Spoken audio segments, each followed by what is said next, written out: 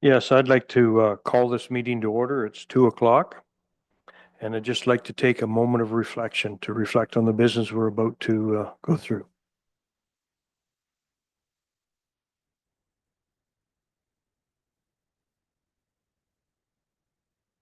Thank you. Now, is there any disclosure of pecuniary interest or general nature thereof? Seeing none, you can declare at any time. Public participation. Members of the public are encouraged to provide the committee with their comments and questions. Presentations must be prearranged with legislative services before the agenda is released. Members of the public who wish to make a deputation about a specific agenda item at the meeting must register in advance with legislative services by 4 p.m. on May 6 for this meeting, 2025, by contacting clerk@meaford.ca or 519-538-1060, extension 1110. Presentations are limited to 10 minutes and deputations are limited to 5 minutes. I see no presentations, Sue, is that correct? And no deputations on agenda items. I'm going to move into number 5, which is the approval of minutes. We all received the minutes from the last meeting on March 5th. I'd like to make a motion or have a motion to accept them. Mike and Eric. And is there any discrepancies in the minutes that you have found? Seeing none, they will be accepted into the information. Now, items for information, we have terms of reference review. And Sue, are you doing that?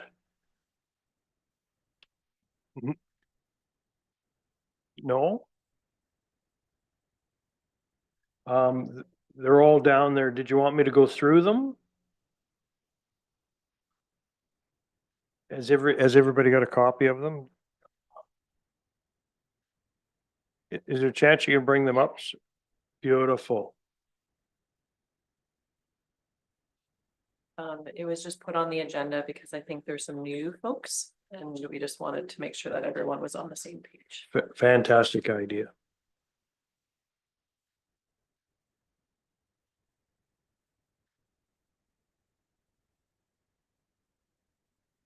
So till she gets it up there.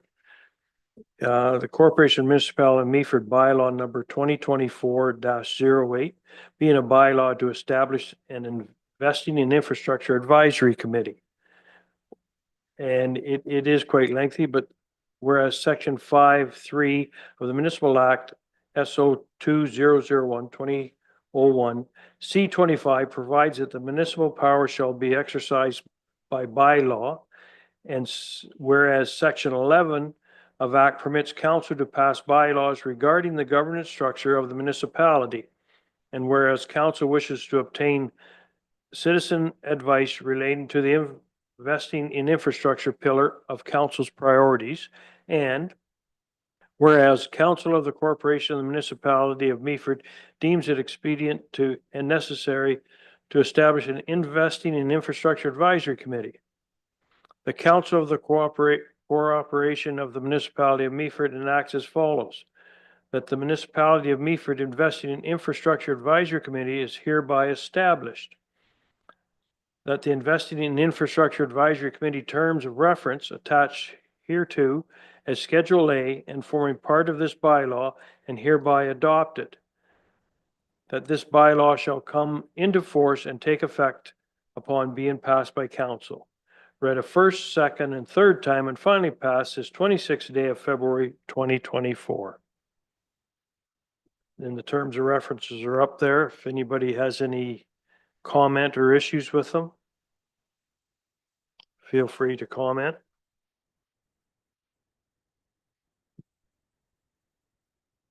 They're pretty straightforward. They're the same as any other committee. And probably, Sue, they would be the same as council's terms of reference, or is it just for committees? Through you, Mr. Chair, I'm not sure. I wasn't here when these were developed. Okay.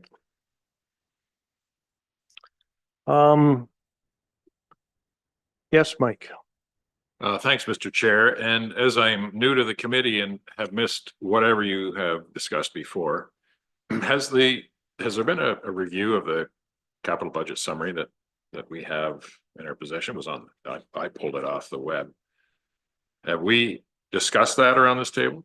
We have talked about the capital budget a couple of times, and today we were going to go over the roads projects priorities. Okay, Um, so when we're done with that, I might ask a few questions. You can certainly ask a few questions. Okay, I'll let you carry on. Thank you. Sue, do you want me to just continue with the capital budget? I know Val was going to be here, but no, she wasn't. Do you want me to just carry on with it? Okay. So if you read the agenda on page 15 of the agenda, there's a capital budget summary. I wanted to just pull forward that where it says bridge levy increase from 2024, 9.68%. That's not 9% tax levy. That's 9.68% of the bridge levy. It works out to 165,000, which is just under 1%. About $180,000 is 1% of the tax levy. So we try to do 1% to bridges, 1% to roads, and 0.5% to all our facilities. So you'll see in there, we're close on all three of them. We're a little high on the roads, we're a little low on bridges. So it works out real close. It's whatever that project comes in at is where that figure lies. So it'll go up or be higher or lower than the 1.5. So I just wanted to, because there's different people said, why are you raising the bridge levy by 9% on your taxes? Well, it's not. It's 9% on the bridge levy. And it works out something that's quite, that I'm quite proud of as a council. What we've done is we've added 1% to roads, 1% to bridges, and 0.5 to facilities. Now I think we're in year 8, something that other municipalities weren't doing. They are now. So if you take a look at that, there's about $4 million. You can't take the general capital levy of 1.6 million, but you can take the bridge facility and the road levy. It's about $4 million a year that is already in your taxes. It's not an increase that goes towards infrastructure that we so desperately need. Page 16, reserves update. You'll see that we have it only till 2023 because 2024 numbers are not done yet. Our reserves are quite healthy. I must say that in the 2023, it shows $25 million in reserves, but actually there's quite a bit of that pre-spent for ongoing projects. So it's not that we have $25 million in there. It's probably closer to 20 million. I've said it before, a rule of thumb from the round AMO or in the municipalities of Ontario is you should have at least 1 year's operating in reserves, which we are now above that. I feel quite comfortable with that. Anybody have any questions as I go through? Please feel free to ask that. The next page is the framework, and it's the same thing as I said, roads, bridges, and facilities. It's the 1.5, which quite proud that we're doing that. For roads this year, I see Val has entered in. Val, do you want to take over or do you want me to keep on going? Why, thank you. Thank you very much. So roads, we have for this year's project, we're going to spend $1.75 million on roads. We're doing the Euphrasia St. Vincent Town Line reconstruction. We're doing LCB rehabilitation of 628,000 and HCB, which is that's pavement. The other one is the LCB, Jessica, is surface treatment, tar and chip and surface treatment. So hard payment, third line in Aiken Street for $876,000, total of 1.75 million, which is what we have in our roads levy as we speak. Page 19, we have bridges. There's bridges 133, 69, 125, 035, and 046. I have them all printed off here if anybody wants to know where these bridges are. We're doing 2 replacements and 3 rehabilitations for a total of $1.845,650, which falls into our, what we draw in on our bridge levy, close thereabouts. Facilities, there's quite a bunch of things we're doing. They're all on page 20 of our agenda. They total $612,550, which is what approximately we have in our facilities levy, without pulling more money ahead. Out of the general capital line, we have a lot of things going down, starting with Leith Bridge or beach updates, splash pad replacement. I might asked Jessica if she has any updates on how that is going. Anyways, we're spending $968,000 on that general capital group of things. That's all been passed through council. Equipment for the ladder, for the fire truck, bunker gear, server replacement, network equipment replacements, Meaford Public Library collection replacement program. It's all there. Ongoing projects. Now this isn't what we're spending this year. Some of it is. It totals $8 million. Biggest item on there is Trowbridge reconstruction. We've run into a bit of an issue in Trowbridge, so that might be delayed a year. So instead of spending a bunch of money in 2025, it'll go to 2026, 2027. We're hoping to be able to figure out how we're going to do that. They've run into a bit of a quagmire, to put it nicely. Then there's carried forward projects on page 23. Now they're all pre-approved, prepaid for into reserves of 1.9 million. We've asked our department whether they think they can get this all done, and they feel they can. So that will fall into 2025. Water and wastewater is it doesn't come out of the tax levy. It comes out of your water and wastewater charges. There's work every year, and page 24 shows what they're doing this year. I think the toll bridge reconstruction, I'm not sure if we're setting that money aside. We are setting it aside out of the water and wastewater levy of $2.5 million for that project. So that money will be ready to rock and roll. We're just trying to get the paperwork ready for Trowbridge. Mike. Thanks, Mr. Chair. Is the water wastewater component, the price, the values we see there, $2.5 million, is that part of the overall $5 million for Trowbridge? So it's half of the $5 million reconstruction is water wastewater? That is correct. Thank you. That is correct.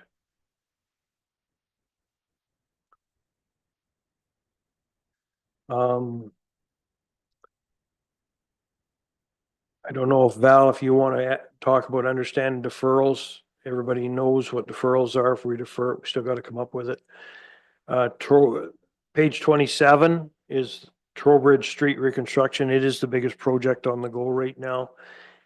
Engineering, I don't think is quite done yet. It's not, so that's where we had to go back to the drawing board. They ran into some issues with the soil on Trowbridge. It's more like quicksand than soil. So they're going to have to remediate all of that, which that's our issue, or our biggest issue with that. So on page 28 shows you the complete spending for Trowbridge, 25 plus 26. We are afraid that it may go higher because of what we've run into. So we will get back to you on that. We don't have answers to any of that do we have any questions on what bridges we're doing and where they are, or? Yeah, thank you, Mr. Chair. If you could just tell me where those bridges are. There's 3 bridges being reconstructed, or built, a couple of, and one rehab, is that right? Bridge 11, or I mean, I'm sorry, Bridge 46, was built in 1970. It's on Side Road 13, just east of 12 over the Big Head River. So it's a rehabilitation, 792,000. In the, I have the paperwork if you want to see exactly what they're doing, but an ounce of prevention is worth a pound of cure on anything like that. Bridge number 35 is located on Lakeshore Road South, immediately south of Centerville Road over Centerville Creek. That's a rehabilitation of 613,000. Same thing. An ounce of prevention is worth a pound of cure. Bridge 125 structure is located on the Georgian Trail. So it's not a vehicle bridge, it's a footbridge immediately north of Edmund Street over at Meaford Creek. That is $381,000. Bridge 69 is located on the 7th line, south of Side Road 4 over Mini Hill Creek. That is a rehabilitation, $692,800. Bridge 133 is located on Side Road 8, west of 11th line over the tributary of the Big Head River. And that is a replacement of that bridge. That's my report on the bridges, Mike. Yes, Harley. Thank you. Is the bridge 125, the small bridge in town, just off Edmund Street. If I may, through you to Jessica, at one time there was a very brief discussion that the Georgian Trail could be slightly realigned, that bridge would not have to be utilized. Was there ever any follow-up to that?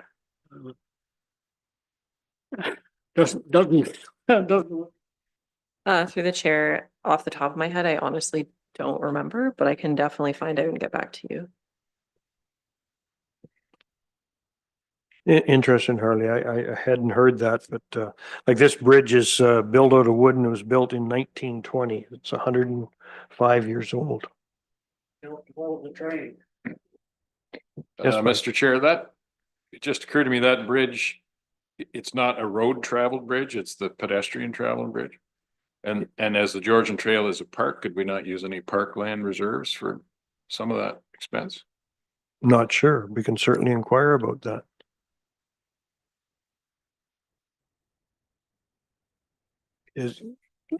Does Jessica or Val have any comment on that, or would look into that? Use parkland reserves, maybe?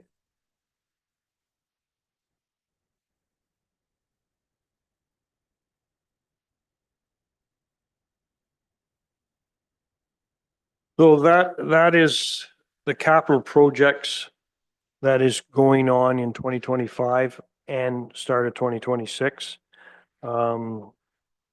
If there's any questions, now would be a good time to look into it.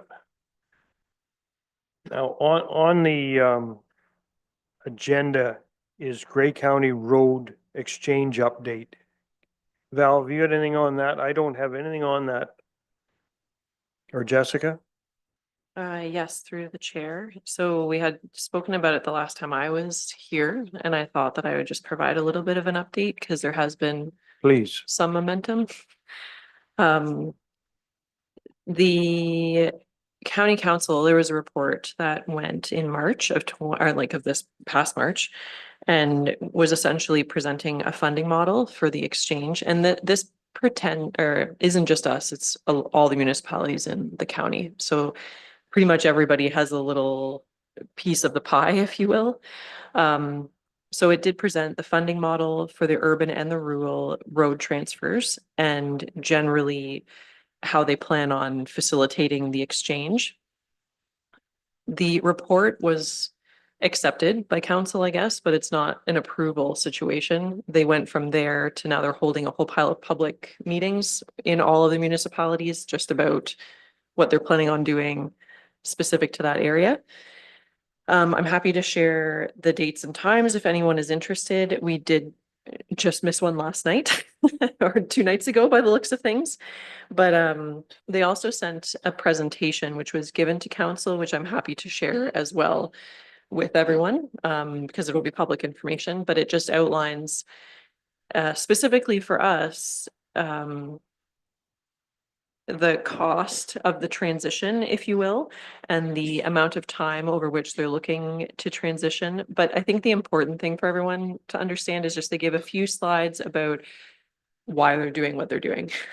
And it's more along the lines of the complexity that they're encountering with maintenance of these sections because they kind of fall within a municipal boundary. So all the things that they feel make it easy to see the transition to be seamless in order for those sections to be taken over by us. So I think if for those who aren't involved the first time we chatted, just a friendly reminder that it is the section of Nelson. So from essentially the intersection in town up past the hospital, kind of around the bend is where it starts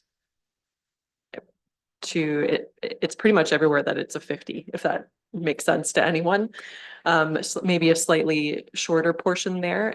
So it's that's the longest piece for sure. And the other one is coming down the 7th line, or sorry, the County Road 7 towards the school, if that makes sense. Past the school, including the intersection. So it would be those two pieces are the only pieces at this moment being considered through this project. So I'm happy to share the information. I only recently received it. So, but I think it gives a good overview of what they're trying to account for. And it also, if you're interested in attending one of the meetings, by all means, it's probably good for extra information.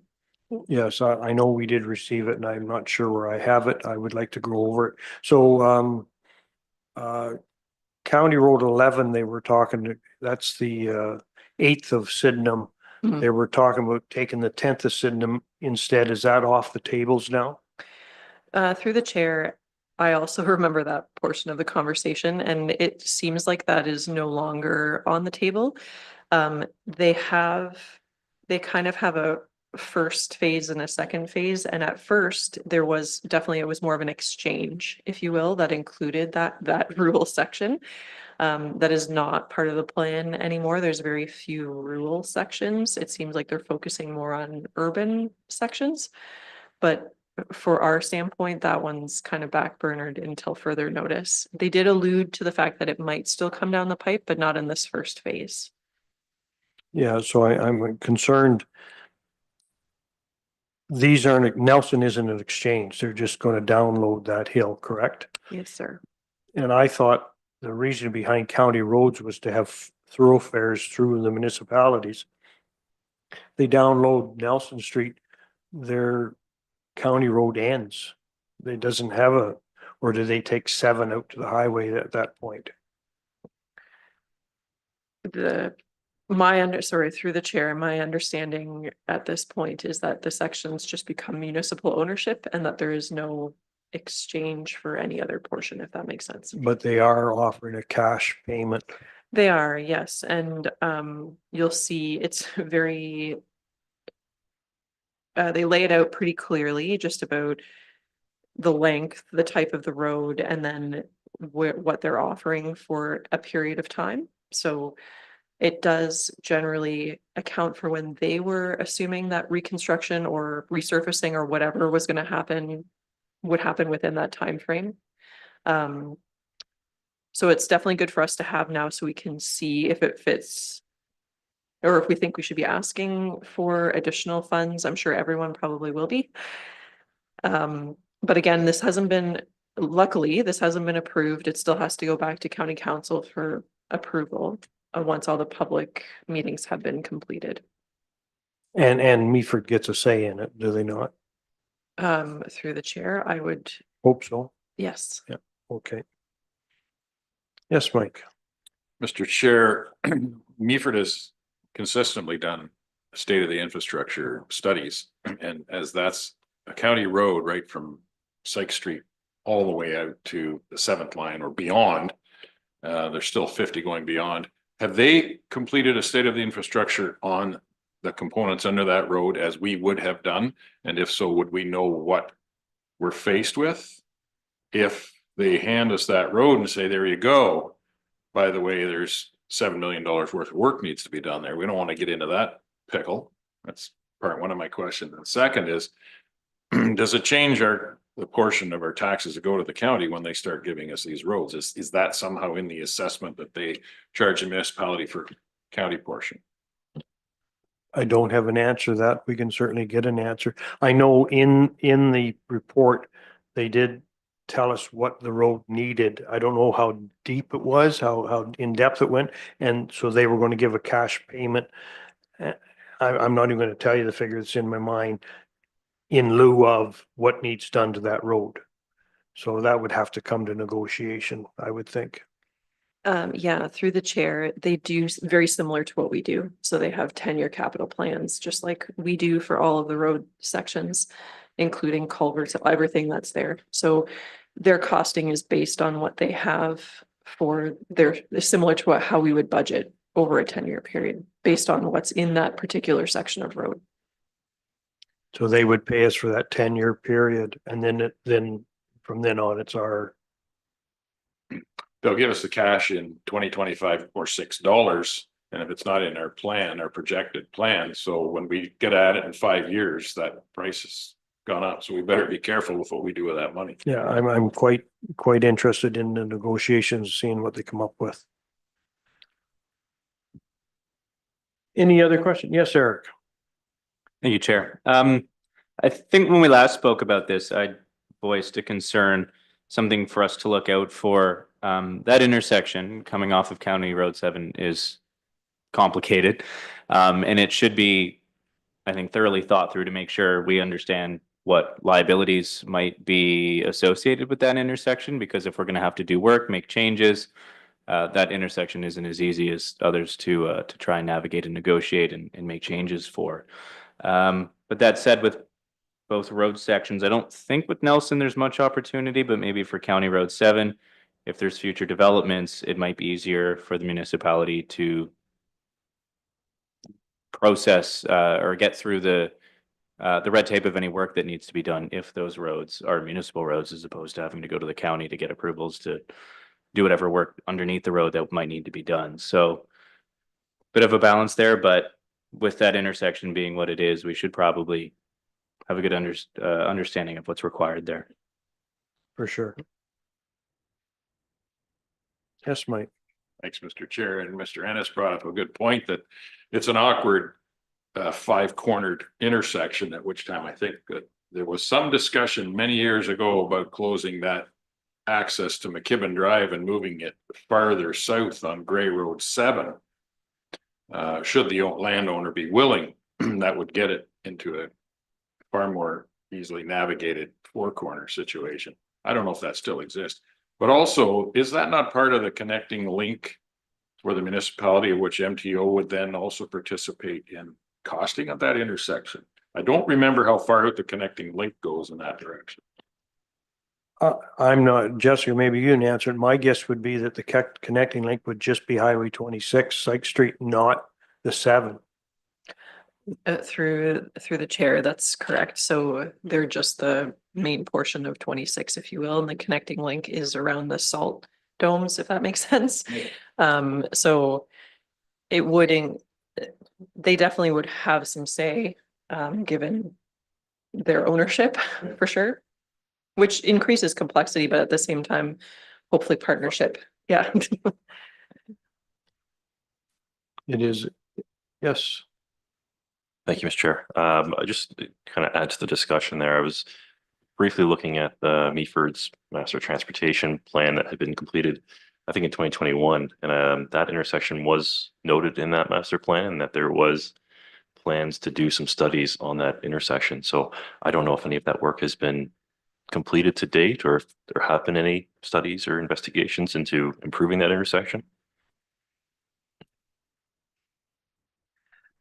Through the chair. So I think everyone is definitely aware of the complexities of that intersection, especially when the school moved there. There have definitely been some conversations with the county, given the existing ownership situation, about that through the reconstruction project, but also just in general. I feel like this might have been a factor in the, like, knowing that potentially the ownership was going to transfer in the future. So I think there has been some thought and some great ideas into how to make the intersection better. But nothing has come to fruition, obviously. So, but I do see positively, I do see opportunity for sure there. There have also been conversations provincially about their like 26 in general, and just looking at opportunities for these types of intersections, both here, like through Wasaga Beach. There's a bunch that they had kind of identified for potential roundabout opportunities. But that conversation happened and then hasn't happened since. So I think it's on people's radars for sure. I think there'll be a lot of thought put into that corner. I don't know who's gonna come up with I know I don't think a roundabout would work. I don't think there's enough land there for that, but it's gonna be interesting. It's gonna be interesting. Any other questions on today's agenda? Having said that, we're going to move into committee inquiries. Does the committee have any inquiries on what we're doing? Mike? Thank you, Mr. Chair. Again, it's kind of new business. I've been looking at this capital budget summary for some time, and I've had conversations whereby there may be donation of availability possible for the big red chair replacement, which would take it out of our capital project if the municipality be interested. The municipality would likely be interested if you want to bring that forward, Okay, well, I'll confirm it before I please. say anything. Couple of questions regarding low lift pump and high lift pump replacements, which are one in year 2 and year 3. I don't know if are those in the wastewater plant? Is that, Jessica, in the capital budget? $400,000 in year 2 and year 3 for a low lift pump, and then 110 for a high lift pump. Do you know if that's where we're at? So if there's going to be an expansion of the wastewater plant. Oh, okay, water plant, not wastewater plant. Okay. Okay, we're all in favor of having good, clean water, so I'm not gonna question that any further. And then a replacement of 1.3, I'm not sure I'm not sure if I'm catching FS 2025-01 E313 replacement of 1.3 million, and it comes past the arena community center parking lot. Is that parking lot? It says replacement. I'm not sure what that's for. No, it's in the capital expense summary. It's not in the agenda, but it's new council inquiries. Or inquiries, committee inquiries. So can I not ask that? Yeah, you could ask the question, but might not answer it today. Okay. Then I will not ask any further questions. I don't want to waste anybody's time. Well, it's not wasting time. It needs to be brought forward. I would get a list of them to give to us and we'll bring forward. So that one, 1.3 million replacement. E313. Design phase 1 Center Street. Is that for sewer? 60,000. 2026-42. Get us a list together, Mike. Send it to me or It'll be a send big list, so I'll send it to you. and we will get some answers. I can go through the capital budget and I could probably answer them once I go through it, but Okay. I will get them answers for you. That's all I have for now, Mr. Chair. Thank you. George, Thank you, Mr. Chair. I was just wondering if it'd be possible to get an update on the wastewater treatment plant project. I think last we spoke, a terms of reference was being drafted for the detailed design stage of that project. So just wondering if there are any updates. which project? The wastewater treatment plant Okay. project.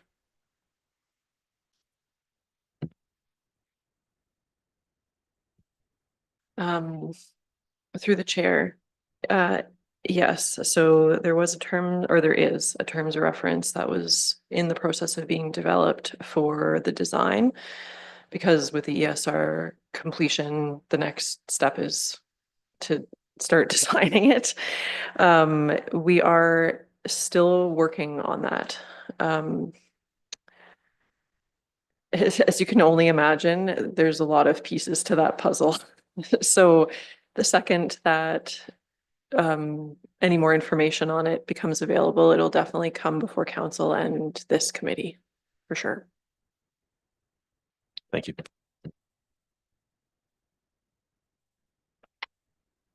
Any other inquiries? George? Thank you again, Mr. Chair. Yeah, just another question that I had. With the recent snow melt that we had this year and some of the larger rainfall events, I was just kind of thinking a little bit about drainage within the municipality. Which is a very fun topic. I just wondered, I know right now the municipality does not have a master stormwater management plan. I do see some reference to it in the municipality's asset management plan that one was planned to be completed.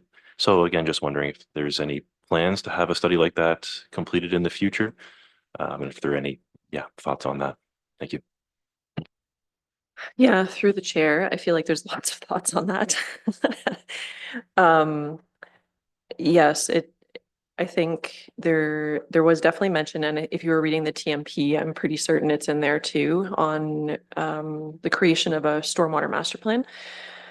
I think we've quickly come to realize that there will probably be a need for both it to be more of an urban plan versus a rural plan, as opposed to just a plan for all of it. Just based on the nature of how we are, and our infrastructure in town for stormwater is definitely in need of some planning and some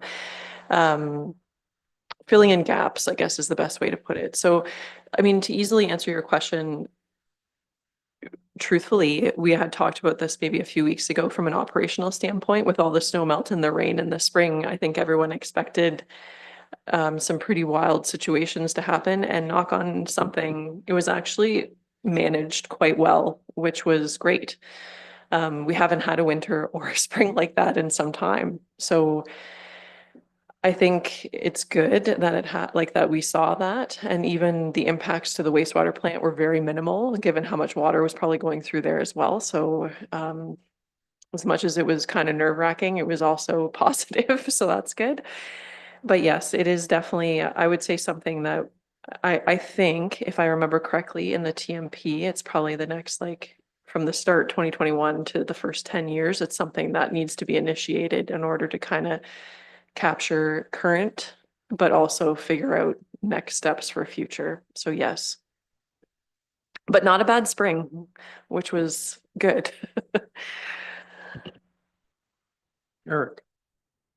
Thank you, Chair. Thank you, George, for bringing that up. I was talking to some folks at Grey County a little while ago, and they've recently published their like, I can't remember what they call it, but basically like their climate predictions and how to plan for changing climate in Grey County. And their sort of big statement that they've been sharing is that we can expect weather to get warmer, and then more importantly, wetter and wilder. So lots of water, lots of wind. And so I mean, I've been, with the amount of snow that we got, I've been surprised at how well it seems to have been managed by the system that we have, but planning for it to probably get worse would be wise. And it might be good also to put some thought into how we might plan for windbreaks, particularly in fields and along shorelines if possible.